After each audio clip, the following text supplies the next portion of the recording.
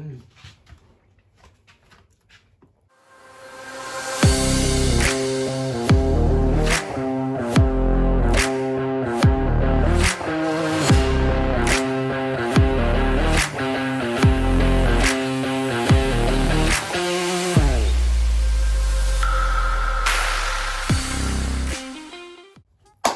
so back again with my second episode for my prep series.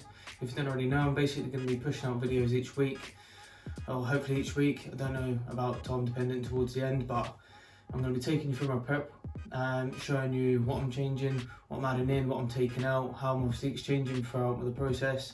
Anything you basically want to know about prepping for the competition. This is going to be my first competition. I'm going to be going through my water intake, my macros, my exercise, that's the gym and the cardio. I'm going to be going through my NEAT.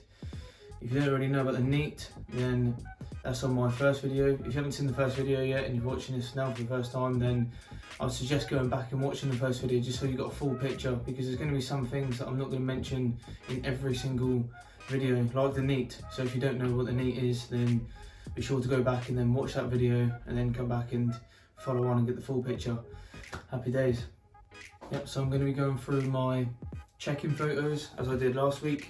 I'm going to be re-pick them up for this week, so this will be 11 weeks out now, and I'm basically going to compare the photos and see what changes we can see. Without any further ado, I'm going to go into week 11's check-in photos. Okay, so from the top, my mandatory poses, the same as last week. We'll go front double bicep. As you can see, it looks very similar to the first check-in photos. I'm definitely getting a bit more definition in the quads, I'd say, ever so slightly, front nut. Even though these photos look very similar to the last check-in photos, I've actually come in lighter this week. So I've dropped by 1.3 kilograms, I think. I came in 87 kilograms on week 12 and now I'm 85.7. So I've come in a lot lighter.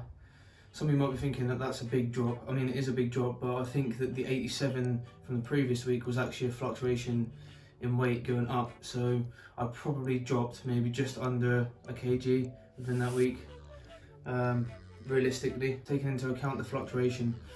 So the lighting is fairly similar to last week's one. However, I feel like last week's check-in lighting was slightly better than this one. Also, again, one on the check-in photos, obviously these are first thing in the morning, so this will be my lightest. This is with zero pump, zero filters, natural light, which isn't the best. I'm trying to keep it the same each week. As I said last week, I'm trying to stay in the same place. You'll notice that I'm roughly in the same place. What I'm going to start doing is putting a little marker to whereabouts I'm actually going to stand, how close I am to the camera, because I'm actually a little bit closer than I was to the camera last week, which again is going to start changing things. So I'm trying to keep everything exactly the same so I can track the progress or what's changing to the T. So due to me dropping that weight and how I've been seeing myself in the mirror and stuff, I do believe that I am leaner than last week.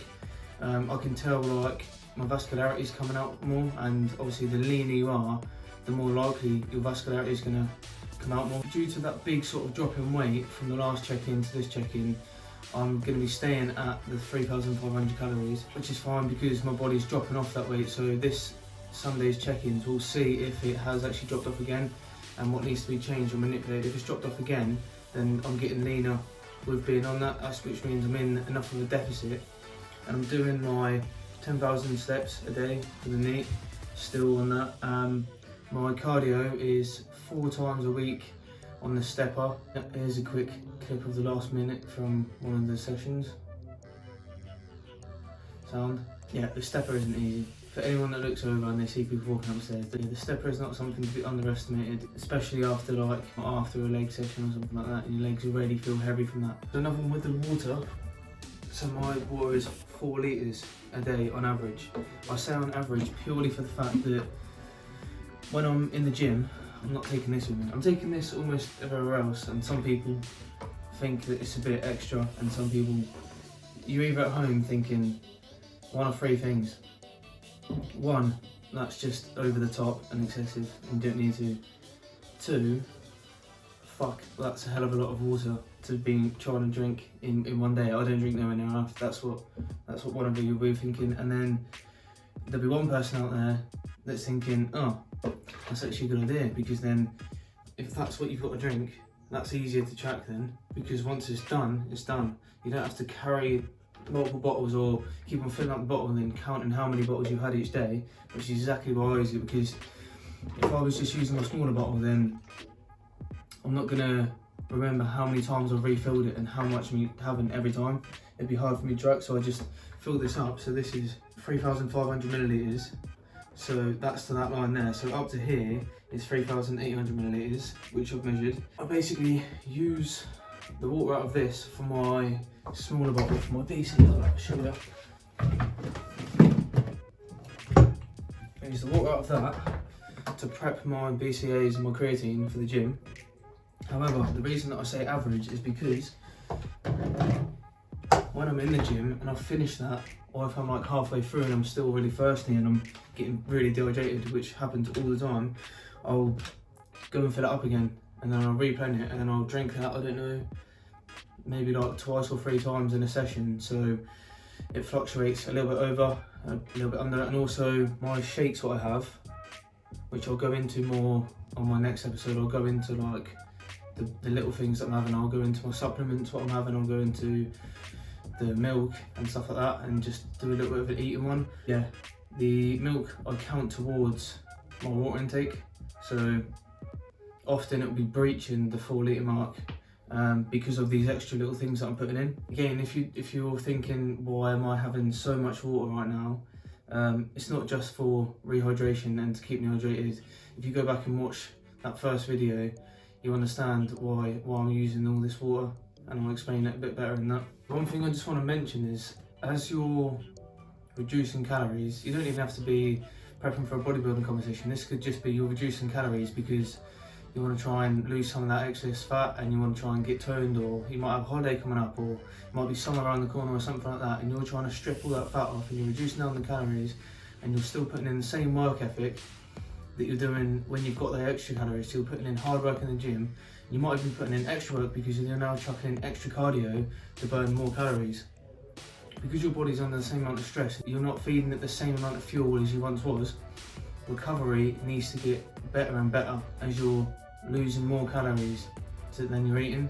So with recovery, I'm talking about, as well as the water intake, making sure your nutrition's on point and not forgetting simple things like your vegetables and stuff, which I done for a while. I just thought it was okay to eat my my multivitamins and my super greens and stuff, but that doesn't really cut it really. You need to still chuck in your fruit and veg as well. So because I'm quite lazy and I can't be bothered cooking the batches of veg and stuff, what I do now is I quite literally just use these bad boys. So bird's eye 4-pack, I'll have 2 of these a day, and I'll chuck them in with my meal. You just bang them in the microwave, 4 minutes. Carrots, broccoli, sweet corn, peas, heaps of veg in there. Just makes it easier, especially when I'm going away or when I'm at work and I haven't got many cooking utensils and stuff, and I've only got George Foreman's and microwaves to live out of. Then makes it a hell of a lot easier. Also, people have probably heard this before, but sleep is definitely one of the biggest things. And there's so many people out there that smash the gym and they're now trying to cut some of their body fat off and maintain their muscle. And I've seen so many people do it before, where they're working really hard in the gym, they're smashing the good foods, they're keeping on track with their calories and stuff, and then they're staying up all night and playing Xbox. And they're getting up early for work maybe, or they're getting up early and hitting the gym before work, and then their sleep, it's not good enough. They'll get used to the fact that they're running on lower sleep and eventually be detrimental. Your sleep is obviously when you recover and grow, which people get told from being a kid. Sleep could be up there as the most important aspect of recovery, to be honest with you. If you was doing all this work and you was ticking all the other boxes, but then you was only getting 4 hours of sleep a night, then it's going to be super detrimental to your gains basically. And we all know that gains is life, so you need to get in the sleep as well, 100%. Okay, so next one on recovery. If you've got access, or you might do it anyway, but the cold water recovery, it is good, as in, I'm not saying sitting there with an ice pack on your legs and stuff, I'm saying ice baths or river swims. River swims are something that I used to crack a lot of the time, and it's actually really good. It's really, really good for recovery. And you feel, although when you get in, and it's horrible to start with, once you've controlled yourself, I'm not saying you have to go out there and be Wim Hof, but once you've controlled yourself and you stay in there, you only need to do, what, 10 minutes, 15 minutes in the water. Do you know when you're getting in the water and you can feel your hands maybe going numb or your arms are going a bit numb? It's because all the blood is retracting to the vital organs to protect the main things that it needs to keep. It's basically your body's reaction is to preserve life. If it gets that cold, it's preserve life, so your hands will go numb because all the blood and stuff is retracting back and it's going into the vital organs that they actually need to protect.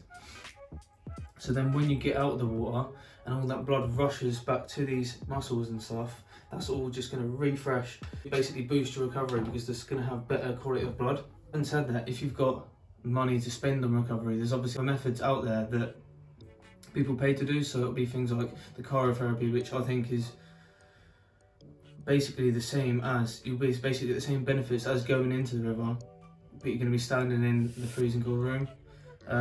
There's one that I've literally just booked myself on today. It's called Flotation Therapy, and that's another form of recovery, because I've never done it, so I'm kind of intrigued by it.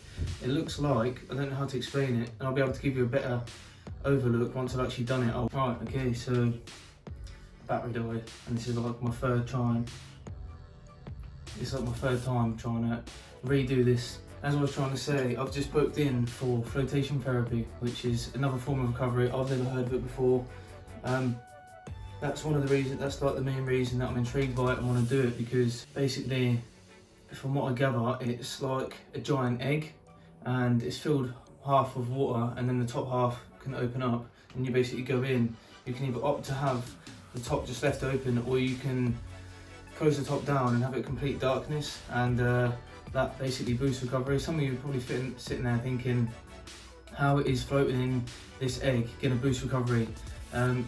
I'm sort of still thinking the same thing, but the reviews that I've seen have been very positive, so I'm hoping that it's going to be good things. Once I've actually been and had it done, then I'll come back and I'll explain it on this channel and in the series, that if it's been beneficial to me, and where you can find it, how you can book yourself on if you want to try and float for some recovery.